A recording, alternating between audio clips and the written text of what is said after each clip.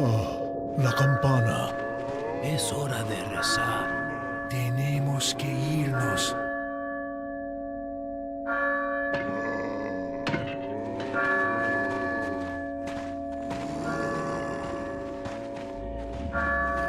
Lord Sattler.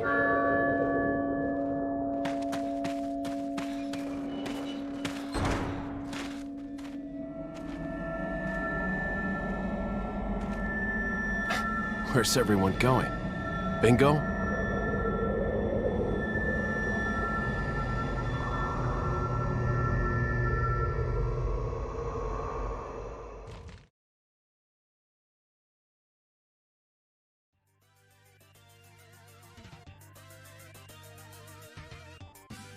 The big kahuna herself before RE4 Remake, which if it's anything like from the footage I've seen, will drastically change the gameplay loop, some story elements, and potentially some of the character motivations as well. Resident Evil 4 was originally developed for the Nintendo GameCube as an exclusive title.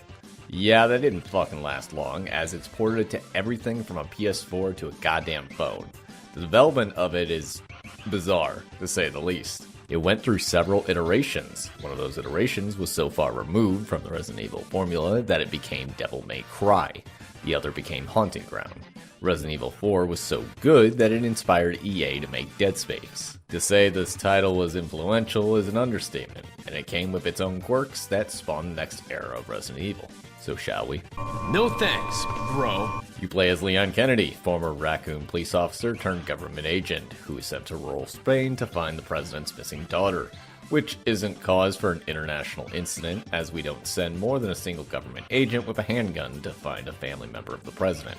On a technical standpoint, the game is only now really starting to look dated, going from pre-rendered backgrounds of its predecessors to 3D environments and assets, though some of your skybox environments are just massive JPEGs. There was some early attempts at moving from pre-rendered to 3D with Code Veronica, and it did work, but... What? Oh, is he in... Did he grab the dual... The Lugers? Where did he come from? How did he get in there? Steve is suffering! Awesome! We'll put a pin in that. I do understand that while graphically you can only do so much with pre-rendered backgrounds, but the RE1 Remake and RE0 really did have some beautiful environments for the time, though the jump to 3D was inevitable. Even in the inventory screen, they are 3D assets shrunk down to fit within the limitations of the engine. Considering it is an early rendition of Unreal, it also began what was colloquially known as the brown era in gaming, with many games having that muted look with the brown color first and foremost. Even the HD remasters of the game still have issues with proper rendering of certain objects. The enemy designs, however, are fantastic and work within the context of the area of the game as you progress. On the sound side, it works surprisingly well, with the surround sound system giving it an idea of where enemies are in relation to you. The environments, without the music, are lonely and rural, desolate Spain that are crickets, the sound of the wind blowing in the night, the patter of rainfall, and the cracks of thunder, footsteps that match the floors that you're walking on.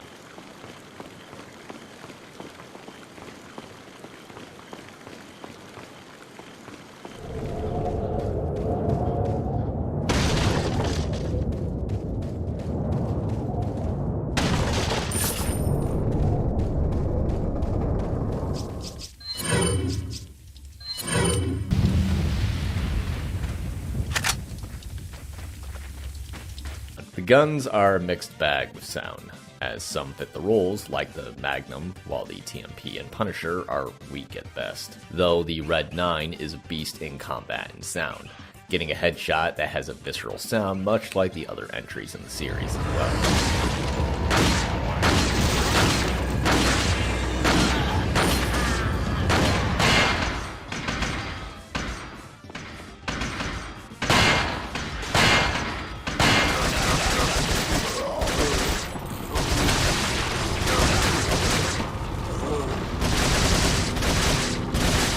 Also, considering you're in Spain, you're going to be hearing some enemies speaking Spanish, and if you're at all fluent in the language, then you'll realize that they are some very colorful individuals. ¿Qué carajo estás haciendo aquí?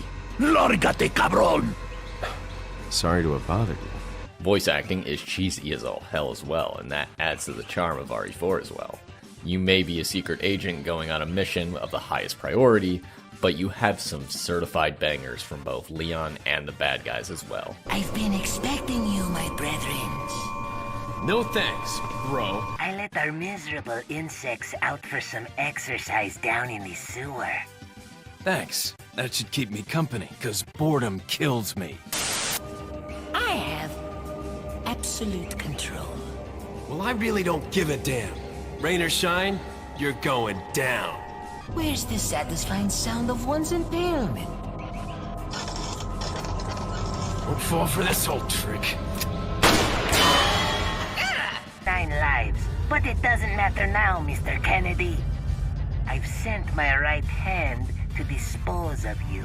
Your right hand comes off? See you later.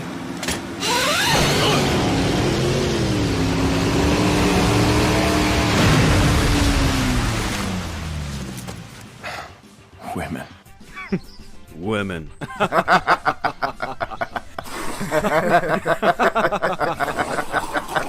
Certified cheese.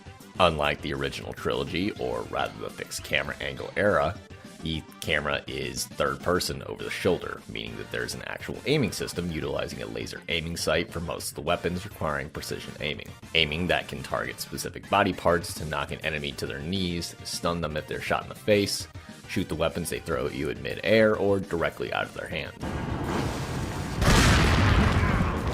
The system also encourages you to be far more aggressive than previous entries. Stunning or knocking an enemy down will allow you to perform a follow-up that has iframes attached, or invincibility frames. Then, run up and slice and dice until it's done. Ammo also isn't much of an issue anymore, with the fact that ammo drops are now a thing, allowing you to massacre everything. They also drop money, treasures, and the occasional item. What do you even do with this money? Got something that might interest you. Throughout the story, you get to use that money and treasures to buy new weapons, upgrade them, buy new items to help assist you, or even just offload inventory that you don't need. Speaking of, it has all been reworked. Welcome to the Attaché Case system, a grid box system that allows you to store your weapons, ammo, health items, grenades, and additional weapon attachments. Key items and treasures and your knife have no bearing on space, allowing you to hoard like a literal dragon. Item drops are calculated through a sort of director system that gives or restricts items based on overall playstyle, how many deaths, damage, and ammo count. Even some enemy placement is changed or non-existent in some cases. Though on professional mode, that director difficulty is maxed out throughout the entire game. This is also the game that made popular QTEs, or Quick Time Events. Resident Evil was, and still is, bad about this, but RE4 has entire gameplay surrounding it. Not only that, cutscenes too that can result in a game over if you aren't paying attention either. Movement is still tank controls, but with being it over the shoulder, you don't really notice it. This is the trend that continues until RE5 as well, but we're not too worried about that right this second. There is also a map system as well that will update with treasure locations upon purchase of a map. Though they're static and upon subsequent playthroughs, you won't even need a map. Out of all the RE games, however, this is the most linear one of the entries, not barring 5 or 6. No backtracking needed either. Once you're finished with an area, you're good to go. Miss a treasure, assuming you don't hit a point of no return, you can go ahead and grab it. There is maybe one deviation where it requires you to make a choice, but even then, it's a soft choice. You can always go back and choose the other. You also have Ashley. There you are! You could play hide and seek! Come on, let's get out of here! Whoa!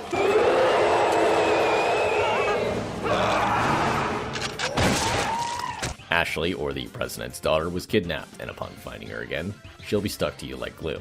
Though, you can tell her to wait, follow you, hide in a dumpster, have her interact with the environment, though unlike you, she can't tank much damage, and a single bullet from you will kill her.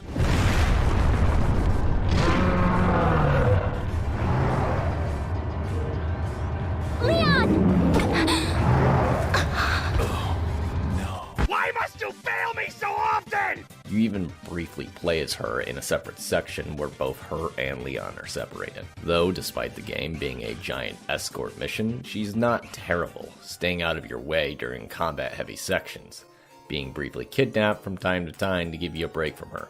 You get enough times between gaps to give yourself a breather. The premise sets the story beats without much fuss. You're there to save the president's daughter and get out. Along the way, you're dealing with the Los Illuminados cult, and that they are all infected by the Plagas parasite. If you ignore many of the documents, you can breeze through most of the game without prior knowledge. That's the beauty of a self-contained story that really just adds the fact that Leon is a government agent and that Ada Wong is alive. I'll be touching spoiler territory, so if you want to skip that, go to here.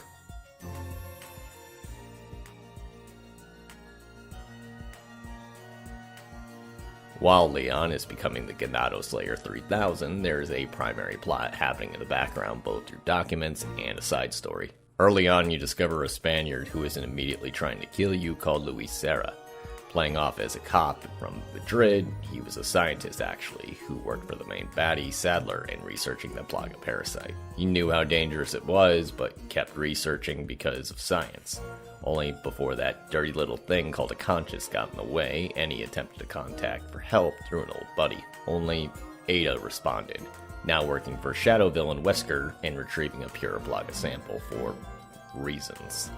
Arriving at around the same time as Leon, Ada works in the background to both retrieve the sample and help Leon along the way where she can. It's common knowledge that without Ada, Leon would not have been able to finish his mission. Luis eventually gets the Plaga sample before being killed by Sadler. Leon, who knew him all for 10 minutes, is crying over his corpse. Your buddy Krauser, who shows up, has a history with Leon prior to 4, but you wouldn't know that if you didn't play a rail shooter. He shows up to show off, gets killed, the Plaga parasite is ejected from Leon's and Ashley's body, you blow up Sadler, Ada steals the sample, and everything blows up before a daring escape into the sunrise. If it seems like I'm skipping over a lot, it's because you're not missing much in terms of story. This is very self-contained, and beyond this, it's only mentioned once in an animated movie. Very hush-hush. Aside from the main story, there is plenty to work with. New Game Plus, that's available on launch. I shouldn't be celebrating that, but you know. Thanks, Callisto. You also get access to special weapons and costumes as well. Leon in his old RPD outfit, and gangster outfit. Ashley in whatever this is, and a literal suit of armor, essentially making her invulnerable to everything. It's great. The Infinite Rocket Launcher, Chicago Typewriter, Matilda, PLR-42, along with a hand cannon. There is also the Separate Ways and Assignment Ada content pieces, allowing you to play Ada's side of the story along with a side game of hers as well. Finally is Mercenaries mode, a time score attack with Leon, Ada, Wesker, Krauser, and Hunk, pitting you in 4 different maps with a strict time limit and striving to get the highest score you can. 5 stars with all 5 characters on all 4 maps will unlock the hand cannon. Do I recommend this game? Yes. Considering the remake is about to drop, many people are about to experience RE4 for the very first time. Don't let the controls or graphics turn you away either. For about $10 on most modern systems, you can get a hell of a lot of content for minimum price. So, you get a chance, Steam, Xbox, PS4, everything. Thank you all so very much for watching. Next time will be the remake when I'm finished with it. But, before that, what a thrill. Have a good one, lads.